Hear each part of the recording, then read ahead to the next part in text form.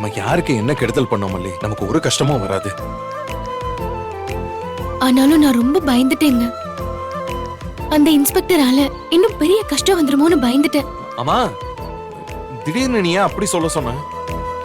நீ அப்படி சொல்லலனா இப்போ கோர்ட்லயும் நான் தான் கொலை பண்ணேன்னு சொல்லியிருப்பேன். நம்ம லாயர் தான் இந்த கேஸ்ல இருக்கிற ஒரே பிரச்சனை விஜய் ஒப்புதல் வாக்குமூலம் கொடுத்ததுதான்னு சொன்னாரு. அது மட்டும் இல்லாம இருந்தா கேஸ்ல இருந்து விஜய் ஈஸியா வெளியே கொண்டு வந்துட முடியும்னு சொன்னாரு.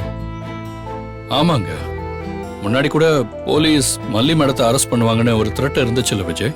இப்போ அதை கோர்ட்லயே போட்டு உடைச்சிட்டோம். அதனால இனிமே மல்லி மேடத்து மேல அவங்களால கை வைக்கவே முடியாது. நம்ம 2 பேருக்குமே தெரியும்ல நாம இந்த கொலை பண்ணலன்னு. அதனால தைரியமா அந்த விஷயத்த சொல்லலாம்னு முடிவு பண்ணேங்க. அதான் சொல்ல சொன்னேன். நல்ல வேலை மல்லி, சரியான சமயத்துல அப்படி யோசிச்சு சொன்ன. ரியலி சூப்பர் மல்லி.